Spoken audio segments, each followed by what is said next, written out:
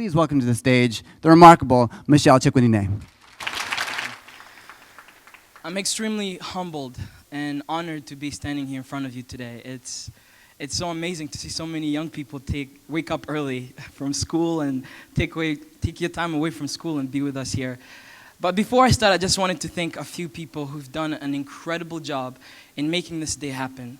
First of all, a huge round of applause to the Toronto Reference Library and Yvonne Hunter for giving us the space. Thank you. I also wanted to thank Kids Can Press and Citizen Kid for supporting this graphic novel and being so incredible at putting everything into it. Thank you to Lisa Lyons, who's sitting right in front of me. Thank you, and Michaela and everybody else. Thank you so much for that. Standing here in front of you today it's a little bittersweet. I'm standing here happy and honored and thankful that I've been given an opportunity to share my story, and to share a story that's connected to so many human beings around the world who are facing so many hardships right now. But on the other hand, I'm a little sad because every time I turn on the news, I still see children being abducted to be child soldiers. I see kids dying in oceans around the world. But I'm honored because this is an opportunity to raise their voice. They don't have a voice, so I see this as an opportunity for me to do it. Now, before I tell you a little bit about myself, a little bit about my story, I wanted to address something that comes up at the beginning of all my presentation. No matter where I've traveled to, whether it's to Mexico, to the United States, or Japan, the first thing people always ask me is, how do we pronounce your last name? And to be very honest with you, my last name is not the hardest name to pronounce. So I came up with an idea that I thought I would help everyone learn how to pronounce my name. And so I came up with this really cool graphic that I thought at least was really cool. So it's a little baby chicken, so chick. And then you know the sound a baby makes when they cry. So wah, so chick, wah. And then the knee that we all have, so chick, wah, knee. And then a horse, the sound a horse makes. So chick, wah, knee, neigh. So on a count of 3, I'm going to point the mic at everyone in this room, and I'm going to need everyone in here to help me pronounce my last name. Are you guys ready to do this with me? No, are you guys ready to do this with me? All right, on a count of 3. 1, 2, 3. There's always somebody in the crowd that always yells, Chikwanine. Thank you for doing that. As you can tell, I'm incredibly proud of my African ancestry. I'm really proud of coming from the continent of Africa. And the continent is such a massive continent that, in fact, if you were to look at it geographically, you could fit the United States, you could fit India, China, and so many other countries into the continent of Africa. Unfortunately, when we look at maps today, sometimes Africa is made to look so small, but this place is massive.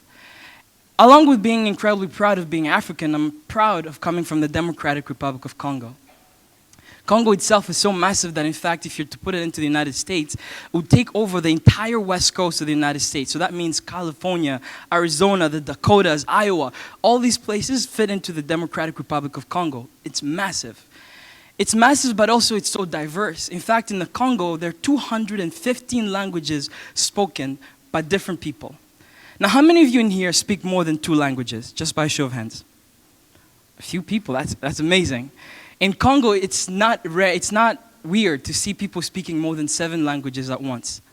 That's what happens in the Congo.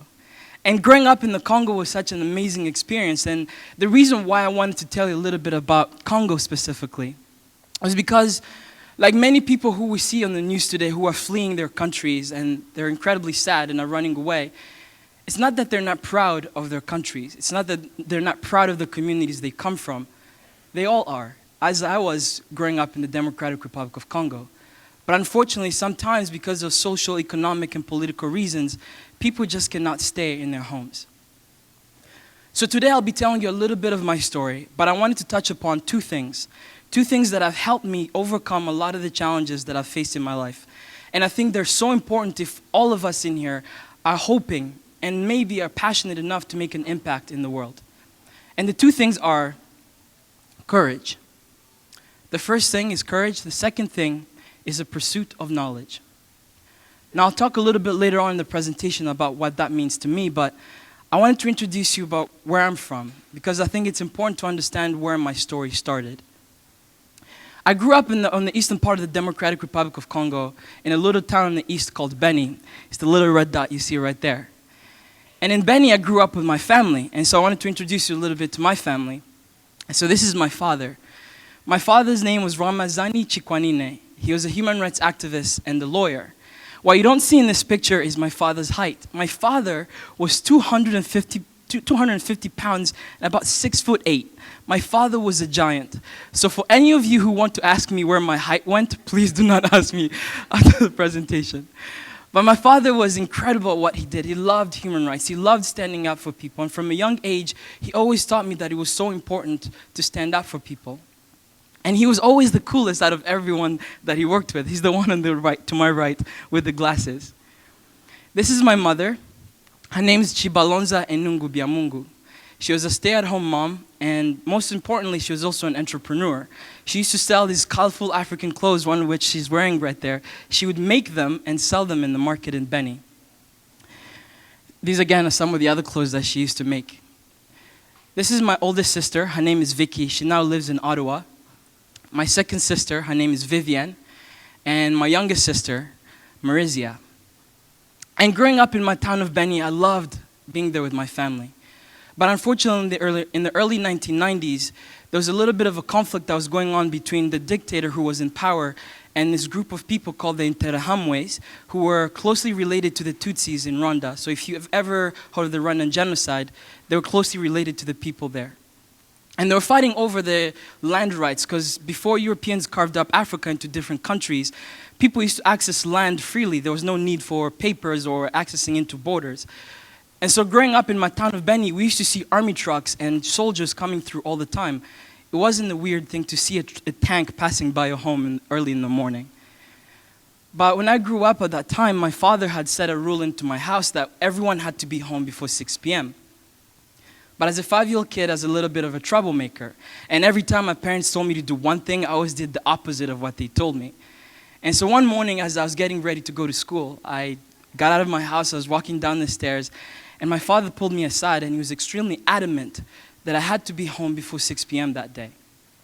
Of course, I looked at my dad and I said, I promise I'll be back home before 6. So I ran to school, and halfway to school, I met my best friend Kevin, who was 12 when I was 5. Now, the reason why Kevin was older than me was because as a 5-year-old child, I used to get in fights with all the kids who were bigger than me. So I made friends with Kevin, so he'd fight for me, and I'd watch him fight. And that was the only reason why he was my friend. No. But I went to school that day, and I was sitting in math class, and my teacher was teaching 1 + 1 = 2. I wasn't good at math, so I wasn't paying attention to him. And at the end of the day, the bell rang, and all the kids were running back home, and I sat on my desk, and I started weighing my options. And I kept thinking to myself, should I go home and be daddy's little good boy, or go to the soccer field, play soccer, and have fun instead? I ran into the soccer field, and I went to play soccer with my friends.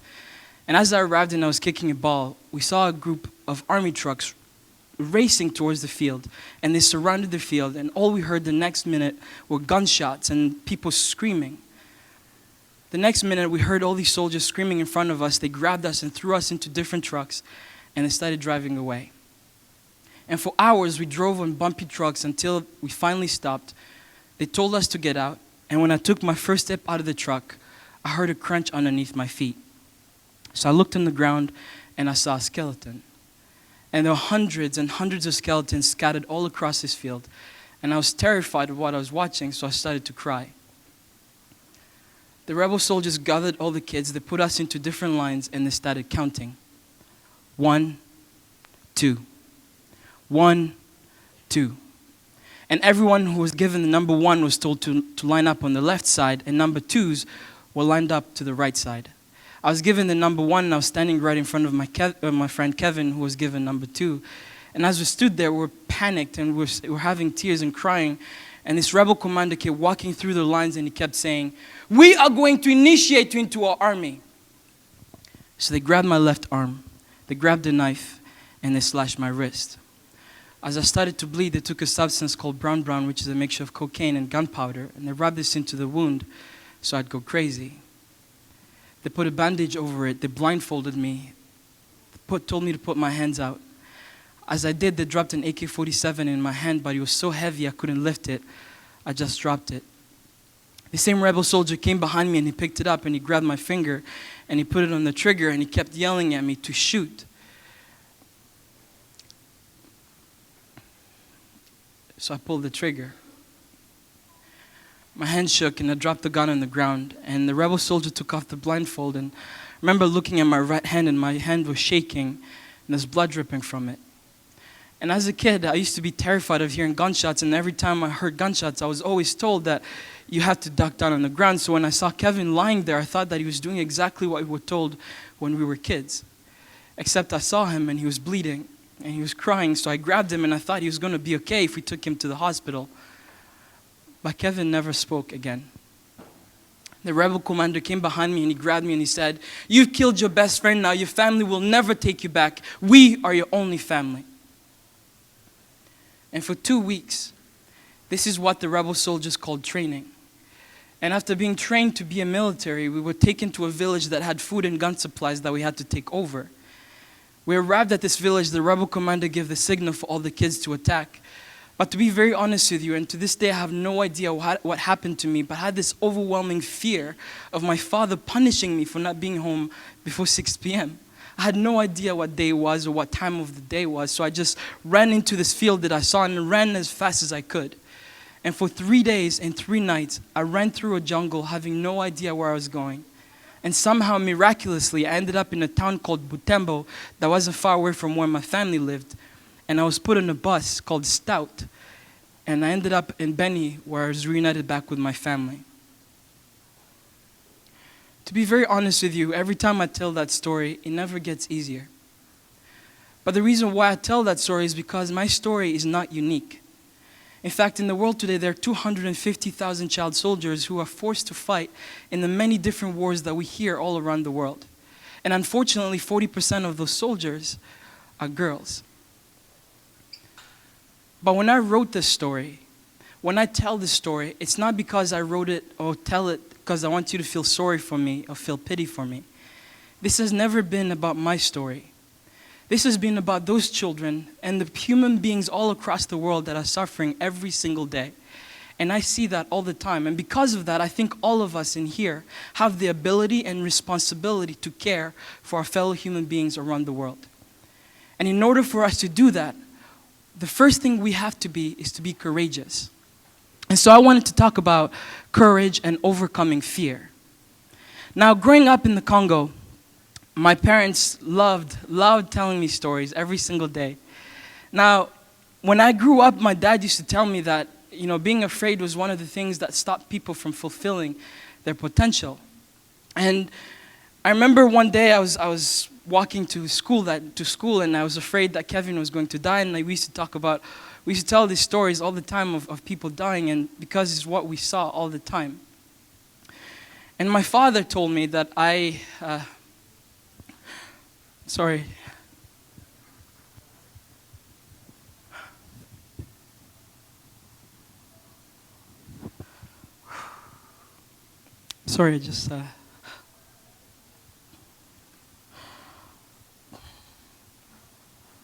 Sorry, it's been a difficult morning for me, sorry.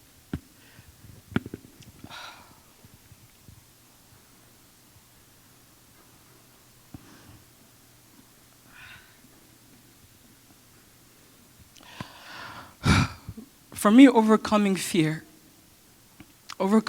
means overcoming the challenges that we see every single day in our lives. And for me, when I grew up and my dad told me about what I used to see in my community all the time, I knew that I had to do something.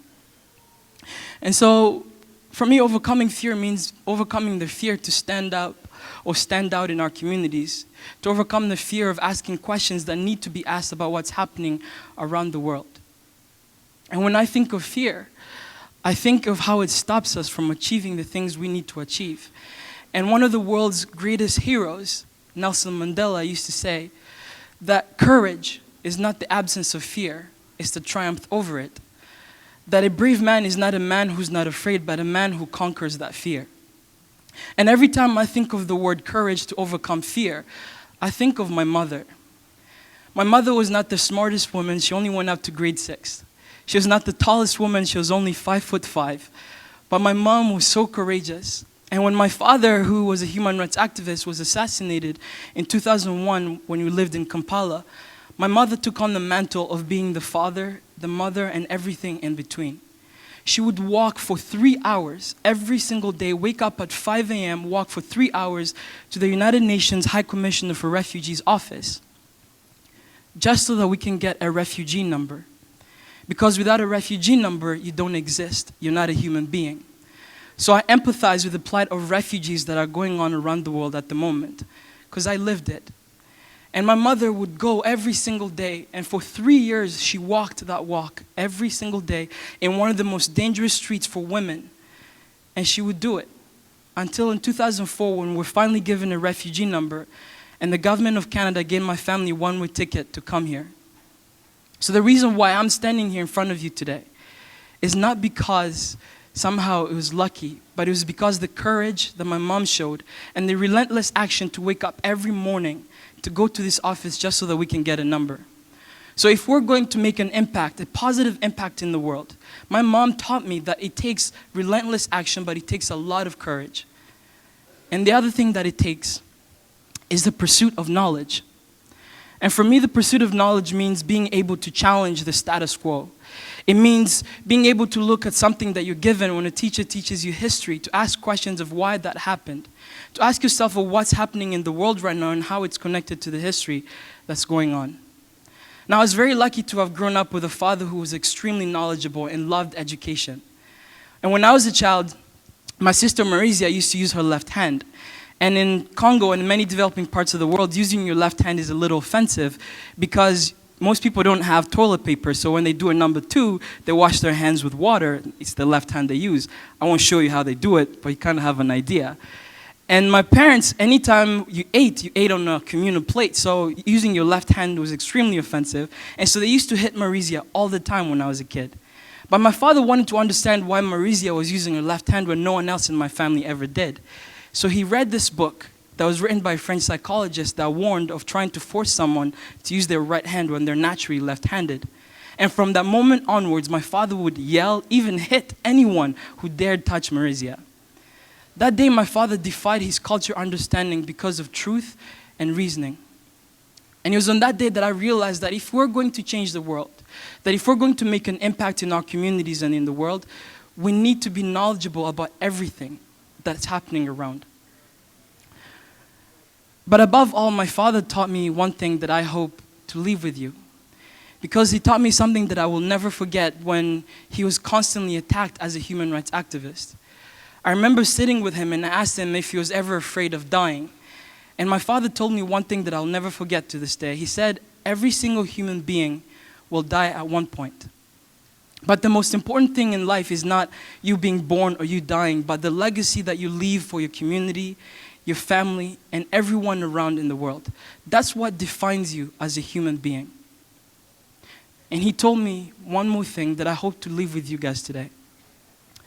He told me that great men and great women all throughout history have never been described by their money or their success, but rather by their heart and what they do for others.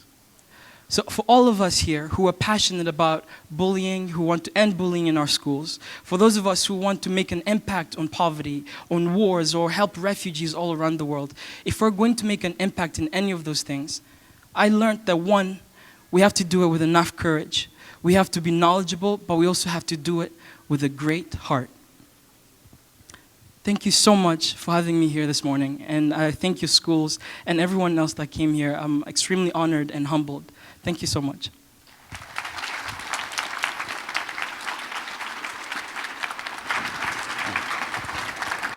Michel Chikwanine, I'm personally inspired by your strength, by your bravery, by your generosity. I hope that this talk has inspired a bunch of you guys, and I hope that you have questions. I'm going to open the floor now to a Q&A, and I want to introduce you also to the illustrator of the book, Claudia Dávila, excuse me. Claudia Dávila is also here. So if you have questions for her, and if you have questions for Michel, please don't hesitate to come up to the mic. But we're going to start off our Q&A with 2 questions from Newton Brook. John Gazmina? So come on up to the microphone right there in the middle of the aisle.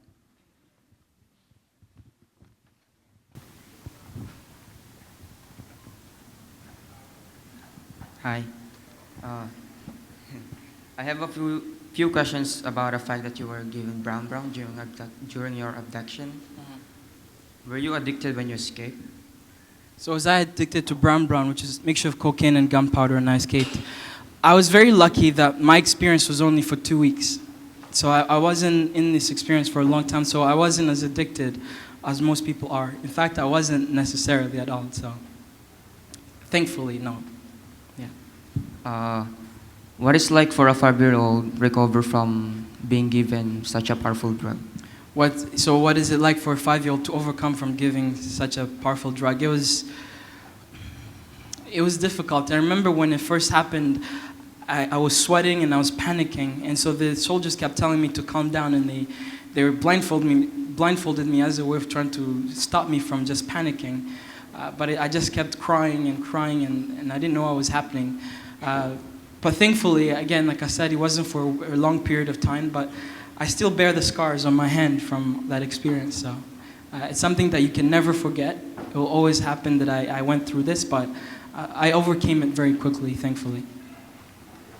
That's all. Thank you. Thank you. We have another question here from Brianna McKenzie.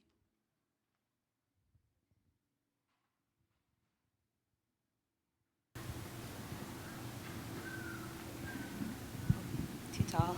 Hello. So I have a few questions about post-traumatic stress disorder. Did you suffer from PTSD as a result of your experiences? Have you recovered? Can you ever fully recover? Does retelling your story help you deal with your experiences, or does it make you relive them? So her question is on post-traumatic disorder and if you can overcome them. Again, thankfully, this is very lucky that I wasn't in this experience for way too long for me to suffer severe post-traumatic disorder. However, I still do have an experience of it, as not only did I go through being a child soldier, but also went through war in 1998 in Congo. So the sounds of loud bangs, for example, will set off a lot of different memories. It's not something you can recover from. You know, I still have times at night where I have difficulty sleeping. It's part of my reality. But again, like I said, I've overcome it by putting purpose to my story, by doing something about what I went through. And so that's my way of overcoming it, is that way. Yeah. All right, that's all. Thank you. Thank you.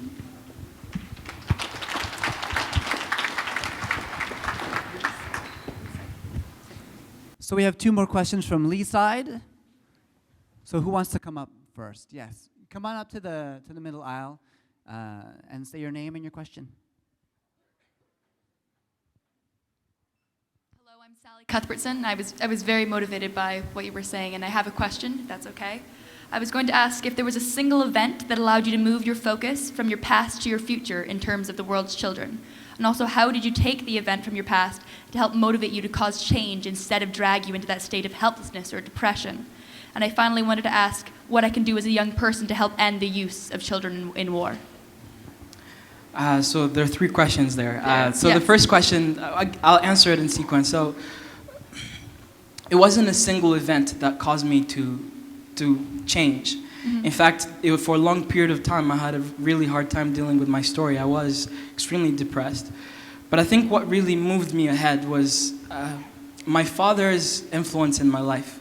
My father had all these corny lines, as you can tell. He always had something to say, and I didn't understand what he meant by all of them. But I think as I grew up, I started thinking about what he was telling me as a child, and it was those thoughts that started moving me to think about my position in life and what I need to do. And then I kept seeing other people who went through experiences like mine and just felt sorry or pity for themselves, and then they just overcame into their shell. And it's understandable, but I didn't want to be that way. You know, my father wasn't that way, and he was my role model for me. And so when he told me to overcome my fears, when I asked him if he's ever afraid of dying, and he told me it's not you dying, it's the legacy that you leave for your community, that was a single word to me that moved me ahead. And I thought, how can I use my story to help other people, to inspire other people? And so that was literally what helped me move ahead with my story. The second question, Yeah. if you didn't hear it, was, kind of how can a young person such as us, as a single person, change these events, because I'm so inspired in, in this way, and I'd love to find a way I could change as an individual. For sure. I mean, for me, I truly believe that you can do it in 3 ways. One, you have to be passionate about this issue and understanding it. So knowledge, as I said, the pursuit of knowledge is so important. Because so many times when we see people tell stories like mine, or when we see them on the news, they're always told without context to it. So they never talk about the history that led up to people using children as weapons of war, because it's not just on the continent of Africa, it's in South America. Even here, we have gangs that recruit children as young as right? So it happens all over the world, but in order for us to change that, I think we have to do it through education. And what I mean by that is empowering communities all across the world who are affected by I want to call them gangs, because they are, literally, they're recruiting children. And most of them is because they have no hope. And for me, education gives a lot of communities hope by empowering them to get themselves out of poverty. And so I think that's one way that you can do it as a young person here, is to be knowledgeable about how you can empower communities around the world. Rather than us going there to change it, how can we empower them to change it for themselves? Thank you very much, sir. You have a very inspirational story. Thank you.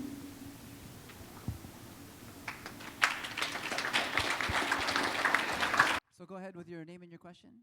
Hi, my name is Steven Choi from Leaside High. So if you could meet the people responsible for your experiences as a child soldier, how would you react? And if you could talk to your past self, what would you say? So if I were to meet the people who had put me through the experience of a child soldier, what would I say to them? And what was the second part as well? Oh, if you could talk to your past self, what would you say? If I could talk to my past self, what would I say? If I met the people who, if you had asked me that question, meeting them, what would I say when I was 12? It would be a very different answer than it is now, because when I was 12, I was angry and upset, and I would have lashed out, maybe been violent towards them. But as I've grown up a little bit and reflected upon my story and the things that I've gone through, knowing that there are so many other people who go through what I've gone through, there's no point in me being violent, because trying violence with violence is not going to create peace. It's just going to create more violence. So I would forgive them. I would forgive them, and I would ask them why they did what they did. And if I was to go back to my past self, what would I tell myself? Honestly, nothing. Just be courageous. Because as much as hurtful as what I went through is, there's nothing I would change about it, because it's made me who I am today. Yeah. Thank you. I also have a question for the illustrator, Ms. Claudia. Was it difficult to illustrate the violent parts of the story, and especially based on his violent past? How would you sort of direct this towards children? Hi, thanks for your question. Well, you know what? I think one of the reasons that I was picked to work with Michel on this book is because I'm a children's illustrator. I work on graphic novels for children and picture books, so my style is seriously nonviolent. Even though I work on graphic novels, I don't do, the angry sort of superhero-y type of thing at all. So it's definitely more narrative in a sense. So I actually didn't depict any violence in the book, even though there's tons describing Michel's experiences and the atrocities that the soldiers inflicted on the children that were captured. I was able to basically illustrate around it because the text was enough to describe what was happening. So one of the points of comics and graphic novels is not to illustrate exactly what's being written, but rather to complement the text. So for instance, when Michel's friend Kevin was lying on the ground, I didn't illustrate the act, the violent act, but rather just his feet sort of at Michel's feet. So it was a little bit tricky. I had to figure out ways to make it kid-friendly because the books are for ages 10 and up. And definitely, glorifying violence by illustrating it was not the point at all. So I was able to focus mostly on Michel, his family, his experiences, and his childhood. So I think it was satisfying in that way. Oh, just one more question. Was this hard to sort of hear his story and then try illustrating? And did you try this multiple times? Yes, it was definitely hard because as an illustrator, you have to put yourself into the story and understand exactly what happened. But drawing the pictures is nowhere near as hard as going through it originally. So I was just happy to be able to depict the story and just get it out there visually. So, yeah. Thank you very much. Thanks. Thank you for your question. If anybody else has any questions, I'd like to invite you to come up straight away and just come up to the mic and ask whatever you'd like to ask.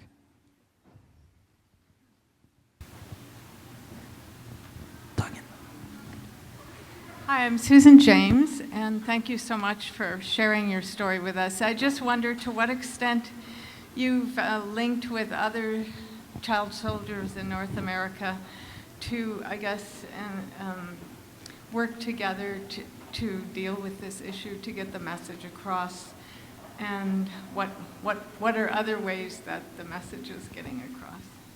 So have I met other child soldiers here in North America, and what are we doing together to try and further, I guess, tell these stories and trying to do something about them? I have met several, actually. Ishmael Bea, who wrote a book, A Long Way Gone. I've never met it personally, but I met his adopted parents in New York, as well as Emmanuel Jal, who wrote a book called War Child, and he's a musician as well. He's a really good friend of mine, lives in Toronto, so we meet constantly and always debate and talk about issues that are affecting Africa. And so on a day-to-day basis, we're all traveling and doing so many things, and being a student, I'm mostly in school or I'm traveling speaking, so it's hard to sort of meet all the time, but when we do, it's always talking about how can we make the continent into a better place, how can we give young Africans a chance to continue with their own lives as well. So that's to the extent of our conversations. It's more of an intellectual conversation now, more than trying to do something. Although Emmanuel Jal has his own organization that tries to empower teachers, especially in South Sudan. And I think what he's doing is incredible because, as I said, education is a huge, huge part of the continent of Africa. And being to empower teachers who carry, the message of education to students across the continent is amazing. And so I commend him all the time on his organization and the work that he does. Yeah. Thank you very much. That was very inspiring to hear the way you've overcome horrific adversity. Could I just ask from your experiences, two things. One is obviously this is something that runs the risk of taking over your sort of being. And although you obviously have a huge number of skill sets which are sort of independent of your experiences, which are hard-earned and hard-won. Had the rebels, in your instance, been successful, and had they taken over the Congo, I don't know the details of all the sort of situations you were in the Congo, but I understand it's had a very long history through the genocide and sort of goes way back historically. What advice would you have for people where the regime in control has actually sanctioned these sorts of actions and is actually in control of your destiny, as opposed to being a group of rebels who are, if you can escape from, you have some chance of actually having some normality and some future in your existence. What advice would you have for somebody in a situation where the regime itself that is involved in those atrocities has actually acquired control of the territory or the state in which you're residing? So, to give you an answer to that, in Congo we were under a dictator. His name was Mobutu Sese Seko for 60 years, and he was put because of the historical colonialism that happened in Congo. And I truly believe that if we're going to empower communities, whether they're under rebel soldiers or a regime, a government that's controlling, it has to be through education. And what I mean by that is I traveled to the continent this summer. I went to Uganda to see my cousins And all of them are in primary school, so they're in grade 6 all the way up to grade 12. And they're still using textbooks that were written from the 1950s by European colonialists. And so if we're going to empower Africans to change their communities, whether it's through voting, a democratic process or anything, we're going to have to empower them through education, right? That means learning their history, being able to be critical of their communities and critical of their own history and the current situations they're in. And the reason why a lot of regimes end up being successful is because there isn't enough people being critical in their communities, right? Being critical in the political realm in any way. And so because of that, they can control their communities very easily. And so for me, I think it has to be through education and empowering people to have civil societies where, like here in Canada, we're having an election very soon. And I hope students who are able to vote go out and vote, and adults as well. But we do it through that process. In many parts of the world, that process doesn't exist yet because the education system hasn't been able to catch up to that. And so if we can empower the education systems there, I think eventually we stop regimes from controlling people and having the mass atrocities that we're seeing in the world right now. Yeah, that's the short answer, but I mean, it's a bigger answer to that too, but yeah. What drove you to speak out against these terrible things happening, and how does it make you feel to make a difference and work against it? So what drove me to speak out? It was my father, as I said. My parents taught me, like I said, 2 incredible lessons of courage. And for me, courage, I wanted to drive that point home, especially with Nelson Mandela being one of my greatest heroes. And the fact that he overcame a lot of what he faced in life and became one of the world's greatest heroes, he did it through courage. It wasn't easy. And everything that I've went through, my family went through, and so many other people around the world go through is not easy. But in order to change anything, in order to make an impact in anything, one, as I said, we have to be knowledgeable about our history. As I said, whether it's on the continent of Africa or even here, first of all, we have to know about what led our communities to be the way they are. Knowledgeable. And so for me, I do that through going to school, trying to understand what are the reasons why conflicts happen on the continent of Africa or in any other part of the world. So that's one that helped me overcome that challenge.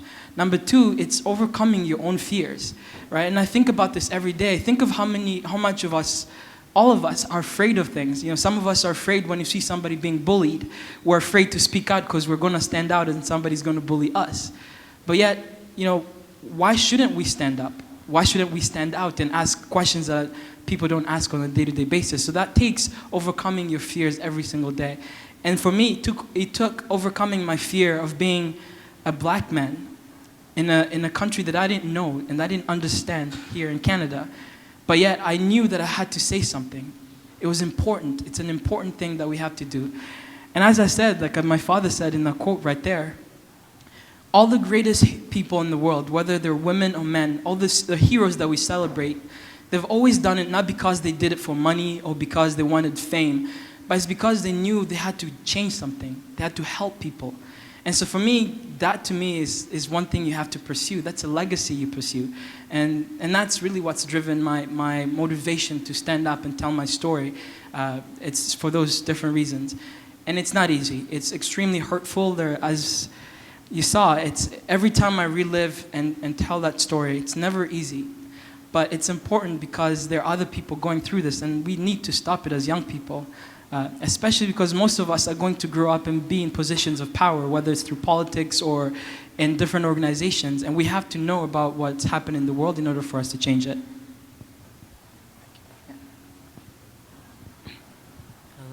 Hello, my name is Benjamin Jacob Lakay. Sorry? Just put the mic a little down, like, yeah.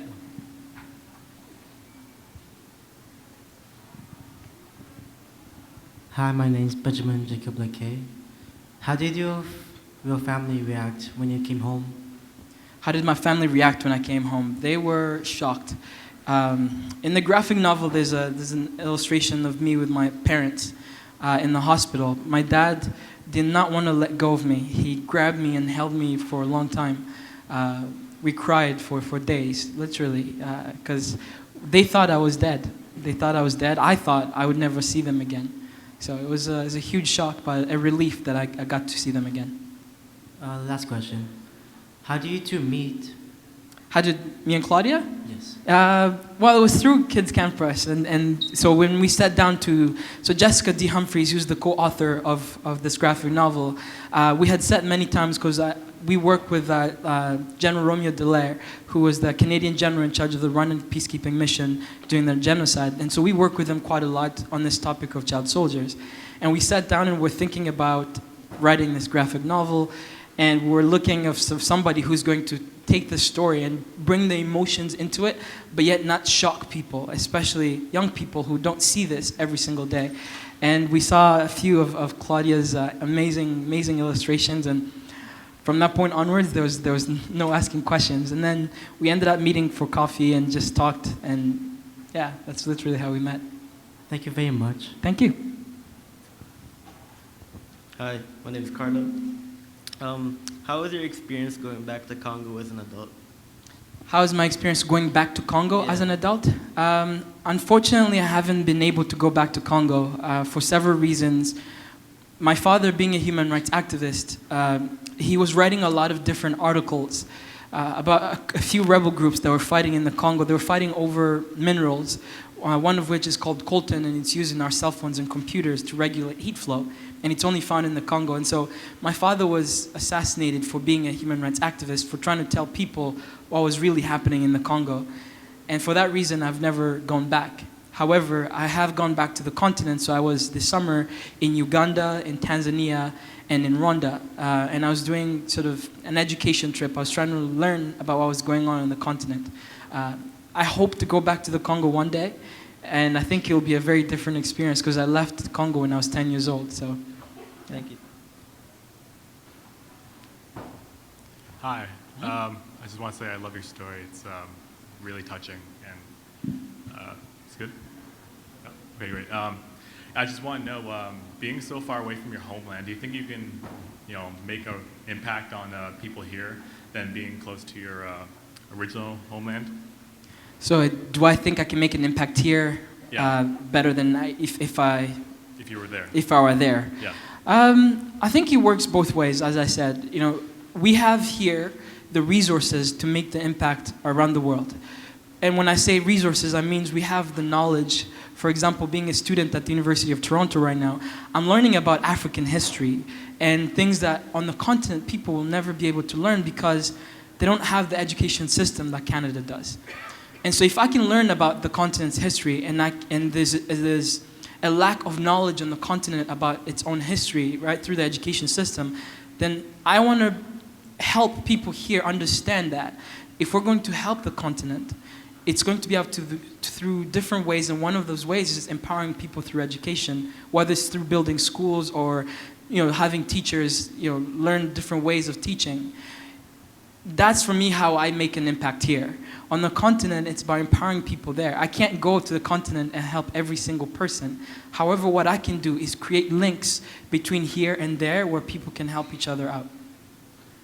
Last question was also, I really adore that you're bringing up the education system, and I wanted to know if, because I can relate to your story in many ways, because I come from a reservation, and there's a lot of things go on there, like suicide and use of alcohol and drugs. But I want to know, since it's really relatable, do you think spiritual connection can also, bring back the community, or is education more effective?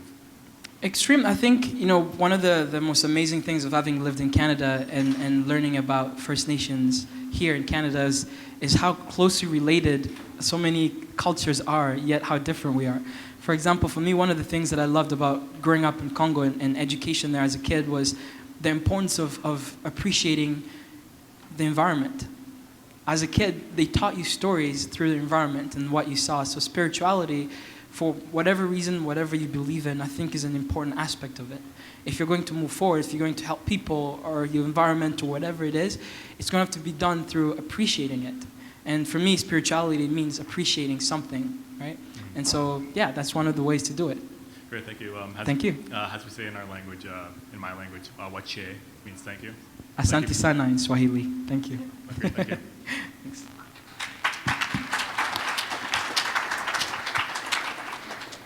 Hello, I'm Joe. It's good. I'm Jonathan Peters. what did you first think about Canada when you came, and the people that live here? What did I? Great question you ask. I arrived in Canada on January 21st, 2004. It was the coldest day I'd ever felt in my entire life. It was minus 42 degrees Celsius. Wow. Minus 42. Think about that. I arrived in Ottawa, and I had never heard of minus anything weather, so I thought in Canadian English, people add the little minus symbol to warn you that it's really warm. Yeah, so I learned very differently. But what did I think of Canadians? I just thought of how peaceful Canada was. Because I remember getting off the plane and there was no gunshots or bullets or anything. And one of the amazing things I loved what Claudia did in the graphic novel is that one of the first images that you see is of me standing in the airport, literally looking at snow falling from the sky.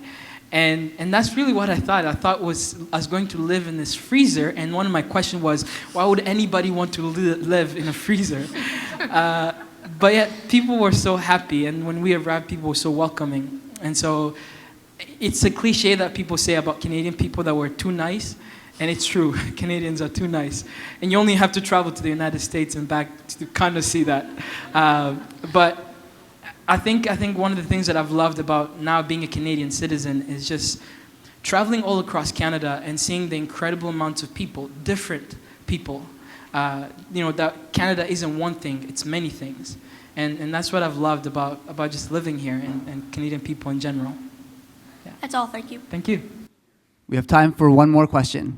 All right. Hi, my name is Josh. This is a question for Claudia. Did you have to do a lot of research to properly portray Michel's story? Yes, actually I spent hours on Google Images. I had no personal experience with the Congo or guns, so I had to do a lot of visual research for the specific weapons that were used in the story, like different kinds of machetes. I knew of AK-47s, but I didn't know what they exactly looked like. So for to make sure there was authenticity in the images, because this is a biographical story based on true facts, then definitely I had to make sure that the jungle that Michel ran through for 3 days and 3 nights had proper foliage. The mango tree in his backyard looked like a proper mango tree. And Michel helped me a lot to make sure that the colors were accurate. For example, if I would draw the soil and the ground, I would do it brown, but then he's like, no, actually it's very red in Benny. So adjusting colors to make sure that they were definitely accurate. So, and also, of course, looking through Michel's photos of his family and his home. With a story like this, none of it is make-believe, none of it is nonfiction. So pretty much every single image had to have references. So even the airport in the first scene. Thank you. Thank you. Thank you guys all for your questions. I hope you've been inspired. If you are at all interested in making a change, moving towards affecting change in the world, there are resources for you guys. If you look in the back of the book, there are links and there's tons of information about the world that Michel grew up in when he was young, and also ways that you guys can make a difference as well. So please, another big round of applause for Michel Chikwanine, Claudia Dávila.